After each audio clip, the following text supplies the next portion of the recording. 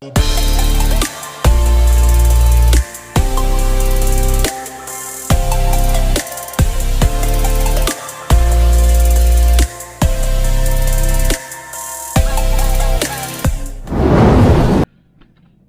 right, y'all, good morning. It's it's Friday morning, and yeah. Okay, y'all, so I'm losing my voice. Yesterday was a real stressful day for me. And yeah,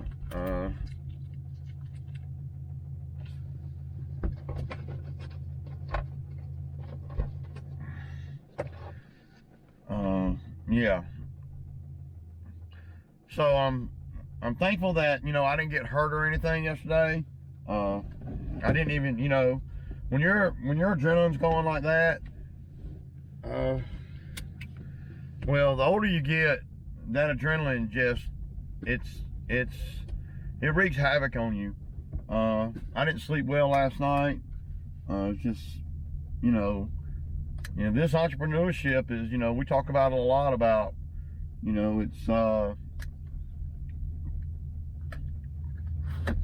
it's cool to be in control of your destiny, and it's cool not to have to work for nobody, and it's all these things, and make good money, and and all that.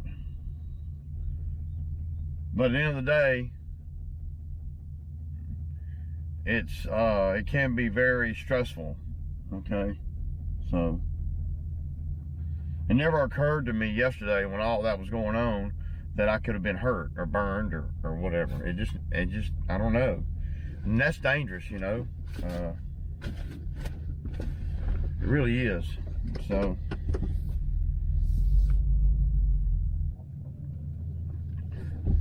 it's 10 minutes till 8.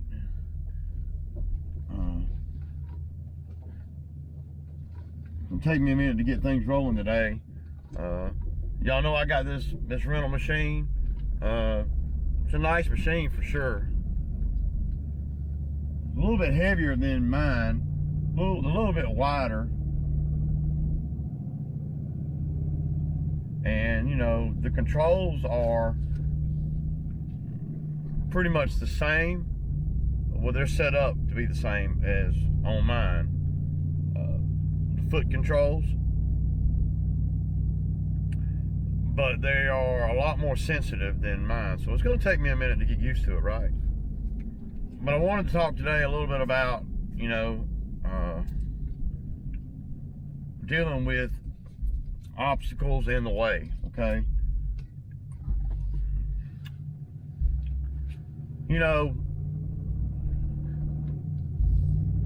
there's always going to be something in the way in life. There's always going to be some obstacle, something that's going to stop you or try to stop you from being all you can be. It's always something. It never fails.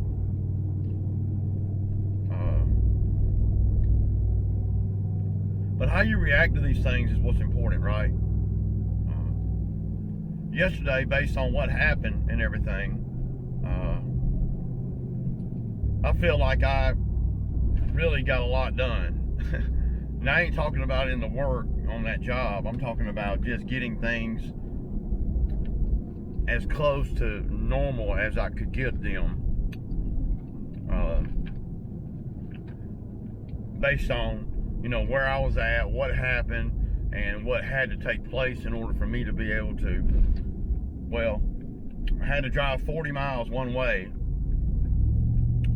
I had to get the Bobcat up on a trailer, drive to the Bobcat dealer 40 miles, get a rental machine, and drive back. And y'all saw me doing some work over there too, right? So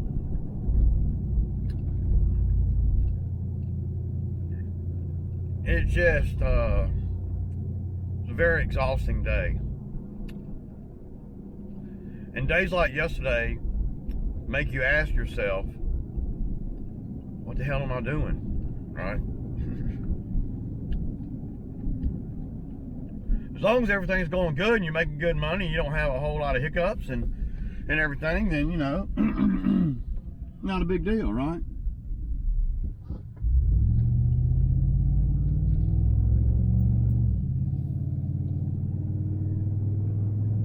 But when you have the kind of hiccups that I've had yesterday, well, you start looking at things. Well, we know these things are out there anyway. I know these issues are apt to happen, and I don't know. It's just how you deal with them that really, you know, defines you, right? But I didn't live in the problem long, and that's the thing. You can't live in the problem. The problem was the machine caught on fire, and I couldn't finish the job, and the machine may be destroyed. You know, we can look at the T190 and we can say, damn, man, you just spent $2,000 on it last week and it caught on fire this week.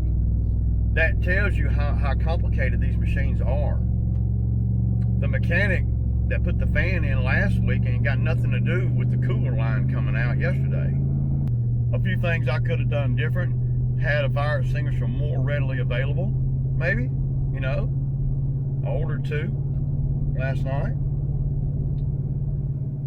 We're gonna keep one in the cab of any Bobcat that I have from now on.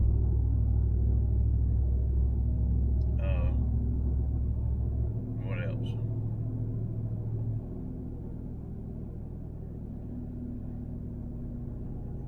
These machines and breakdowns and this equipment in general, it'll really humble you and make you reassess everything when things like yesterday happened. It's not going to change me, but it's going to make me be more wary, just like I am with everything else that I have went through in my business. I've been through a lot in this business in the time that I've been in business, y'all, and I might come off as cocky and arrogant and all that, but I come off as that because I've experienced things like yesterday. Not on that scale, but little things with the mowers and things. I've had a mower catch on fire before, you know, and over time these type of issues make you better. I mean, I hate to say it like that. It makes you more experienced, makes you more rounded, makes you more logical, makes you more aware of what can happen. And I think about yesterday's scenario. If I had been on some of these other jobs where I'm out in the middle of freaking nowhere, the machine would have been gone. It would have been. And I know we got insurance and all that, and we're going to play all that out after we see what's going on with the machine. But the reason I come off as arrogant and cocky is because of all the experiences that I've had out here. And I know my voice is, I'm losing my voice because it was very stressful yesterday, and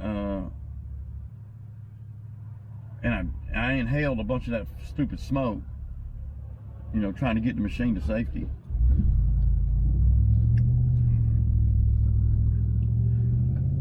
The thing about it is, with me, and I think it's just a good way to be in general, is you cannot live in the problem. Yesterday, y'all saw how absolute I was, and that's what makes you, defines you, and makes you unstoppable.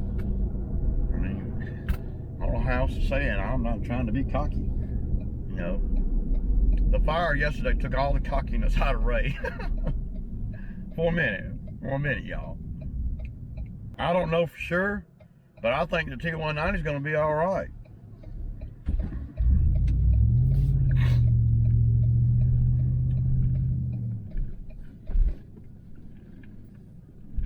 I really do.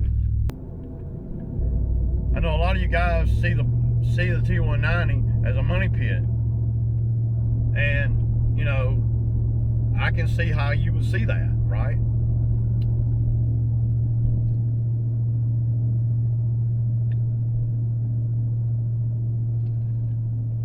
But like, you know, $2,000 that I spent last week, you know, on the Bobcat,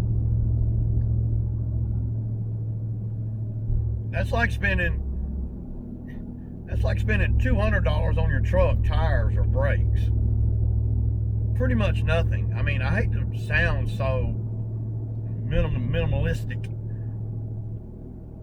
but that's the reality of it. It's very scary, man, when you're sitting there, you're standing there, and you're watching this machine burn, and ain't a damn thing you can do about it. It is the most unnerving, out of control thing that I have ever experienced. And I thought I had experienced a lot. And I'm just, you know, well, gonna take me a few days to get back to myself, y'all. And y'all bear with me.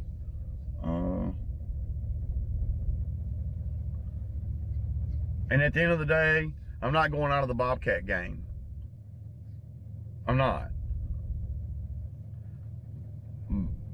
But I'm not gonna make a move right now that's gonna affect my business long term. I'm just not gonna do it.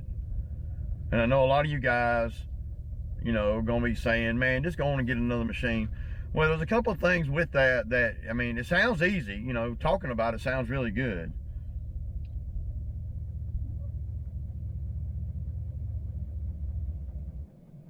I personally don't want to spend $70,000 on a machine with where I'm at in my business right now. I could, and you never know, I may.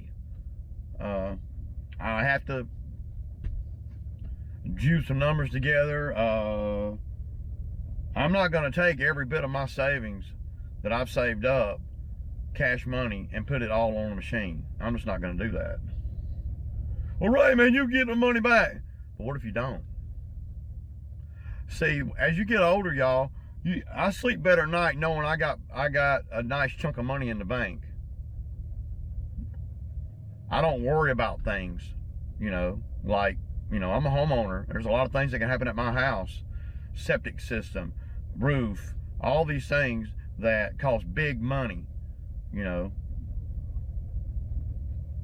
And see, if I thought like a lot of guys want me to think, then I wouldn't be in the good spot that I'm in now, you know, financially. Like, you know, last year I wanted to buy a Mini X, right? I didn't buy one though. Y'all saw that I didn't buy one. Thank God.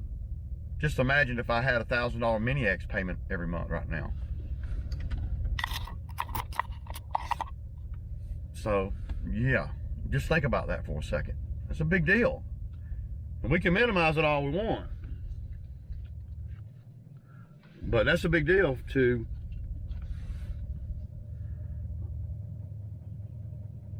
be in that spot and have all this stuff coming out. What I'm trying to do now is I'm trying to hone in and pay off a few things so I can free up a little more cash flow every month. I'm doing little things in the background to get ready to pull the trigger on something. Not saying I will, but I am preparing. I'm always preparing for the worst. And I've been preparing to buy another skid steer for a year now. And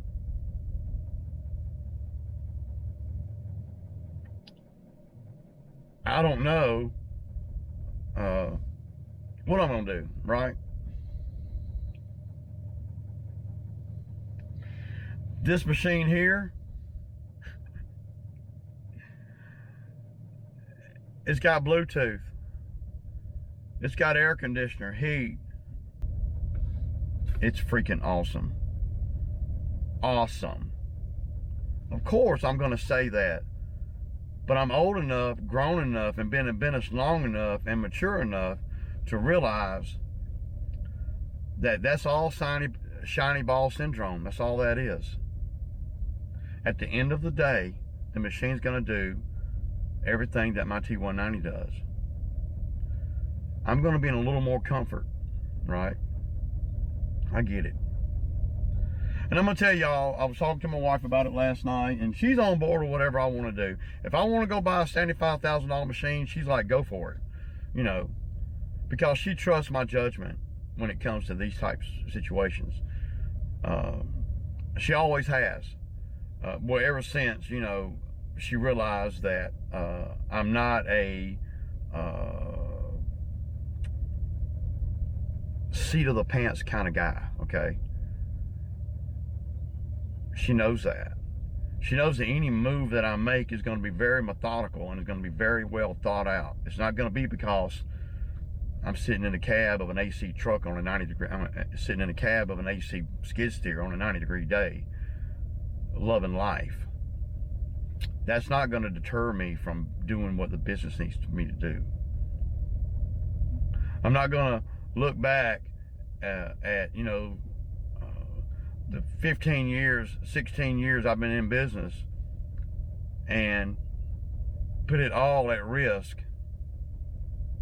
over a skid steer machine. I'm not. Not without my due diligence. And a lot of you guys are going to come in and say, man, you just scared. Man, you this. Man, you that. Just watch how I manipulate this whole situation and turn it into sugar. One thing about me is I turn shit into sugar. I'm going to get that $2,000 today on that job from yesterday. I don't care if the owner pays for the rental or not. It doesn't matter. It's $450 for renting this machine till Monday. So when I got home last night, I called around, and I'm going to be back over here at the bamboo site with the machine tomorrow and Sunday. We're going to make some money with the machine, this machine. That's going to far outweigh what the rental costs. The Bobcat dealer down there did me a straight solid yesterday. And when you're a guy like me, you don't never forget these things. Just like when I first started my lawn care business, Steel did me a straight solid. They gave me, you know, $3,500 credit line when Echo or none of the other ones would. So I'll forever use Steel products. That's why. That's why I don't use Echo. Echo wouldn't give me credit. When I didn't have anything, when I didn't know anything, when I wasn't about nothing. I don't never forget, and you can't either, the people, the places, the circumstances that got me here. And I'm not where I want to be. I'm not, you know, I'm just a dude, right? I'll never forget, you know, the Bobcat catching on fire. That will blaze in my head for the rest of my life. And with that being said, I won't forget how the Bobcat dealer came to the rescue. The homeowner over there came to the rescue and really helped me. I don't forget things like that. That's what makes me who I am.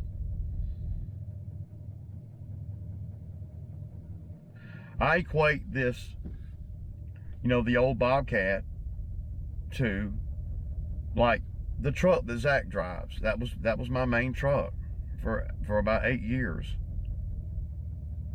I thought I hit the big time when I bought that truck. First 250, you know, it didn't have any bells and whistles. Didn't even have electric windows or door locks.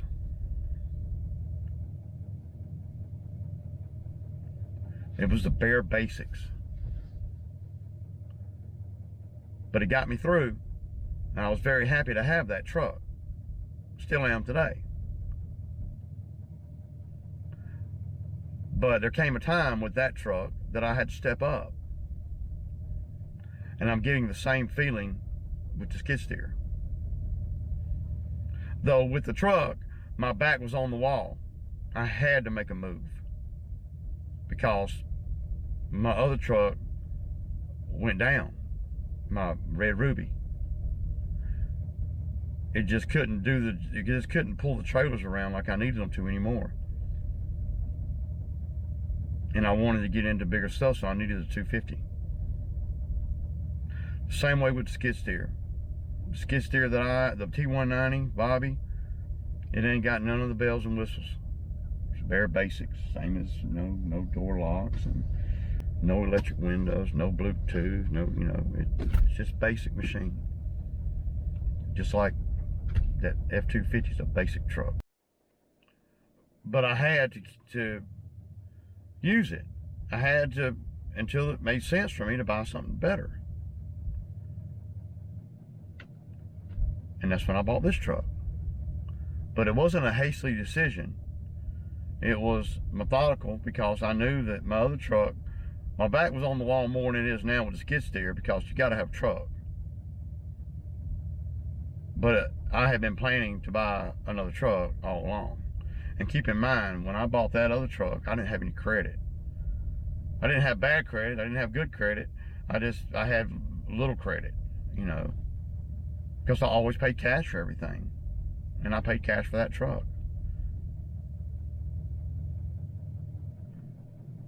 But that's when I started realizing that I can be pretty good with money. And then I honed in on that. And I honed in on everything it takes for me to be all I can be. I honed in on, really cutting grass at a high level, a high volume. And buying good machines along the way. So the T190 is still in the fleet. The T190, if it's fixable, I'll fix it. And I told you guys when I got it out of the shop, when I spent the $2,300 last week, that I was going to at least get my $2,300 back. I did. I got that back out of 2 jobs. Profit. This job that the machine went down on yesterday, I've already pulled the money out of the profit of the last 2 jobs, the $4,000 tree job and the wood chipping job over there that I did. I've already pulled the $2,300 out and put it back into Bobcat money. I got a whole account just for the Bobcat stuff. A whole account. So when maintenance stuff happens or bad things happen with the Bobcat, I go into that account and I pull the money out and pay for it. And then and then I know how much money's in the account, and I want to make sure that money gets back in that account. I ain't cutting no corners. I'm gonna put that money back in the account. And that ain't got nothing to do with the business account. That got nothing to do with my regular account. This is a whole nother entity account. It's called the Bobcat account. That's what I nicknamed it.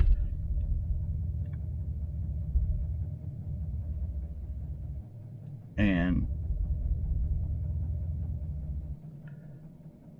it's gonna be okay.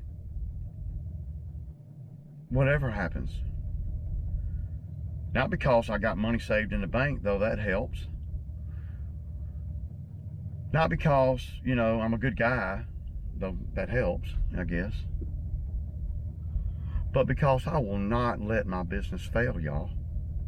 I refuse to let my business fail. We can call it willpower. We can call it hard-headed. We can call it whatever we want to call it. But my business will not fail. I will not fail. I will not let it fail. I will not. I refuse.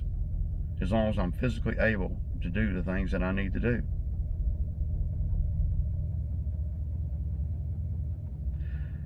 As long as my mental capacity is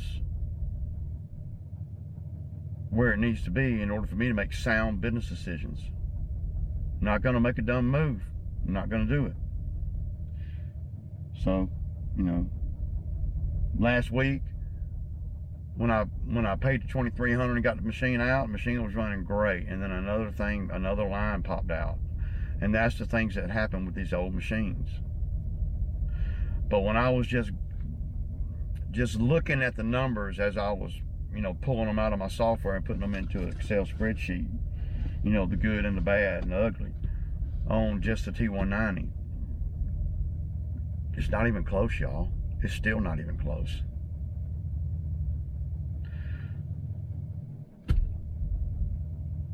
True enough, I'd love to have a machine like you see on the trailer back here. It's my dream. I may get one. But it's not gonna be a bad move if I do. It's not gonna be a hastily move if I do. It's not gonna be an emotional move if I do. When I went down to the Bobcat dealership yesterday, they were trying to pull me into the sales office to go on and buy another machine. I could have left there with a brand new machine yesterday. I could have. It's a fact. They got 6 of them out there, brand new, just got in.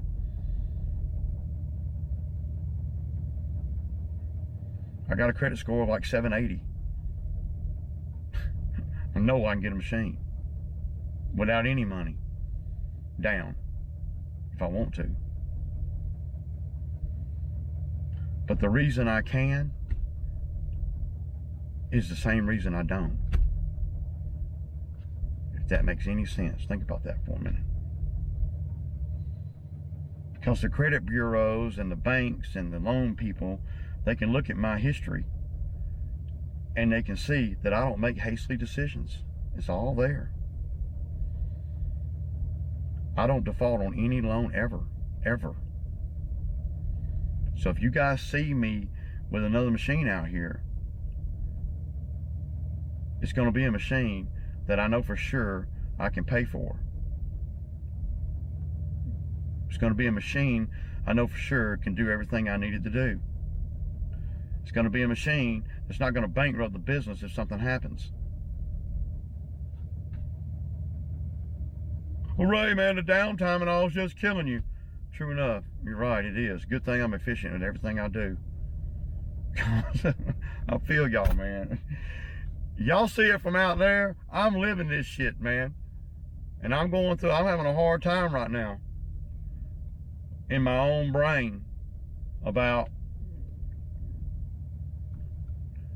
leveling the playing field a little bit with another Bobcat or not. I'm gonna do it. I'm gonna get another machine when I feel like my money's right for it. I'm not gonna let the influences from outside make me make a decision. I've never been one to do that. I don't make decisions because other people tell me to. Not in a business that I built from the ground up. And not that it's, you know, nothing major, right?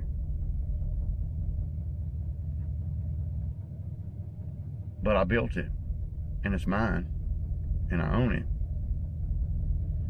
The good, the bad, and the ugly. And I'm not gonna put it in jeopardy. I've taken a lot of calculated gambles over the years, and they all have worked out for me pretty much, you know.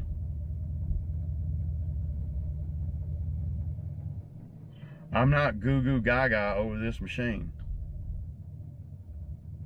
I'm a little excited about running a different machine, but I know it's going to take me a minute to get used to the controls.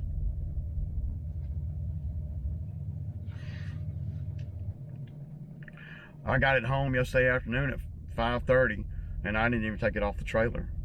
That's how much excited I am about the machine. I hadn't even gotten in it since I put it on the trailer. I don't even know if I can freaking start the damn thing. I texted myself the code for the machine to start it.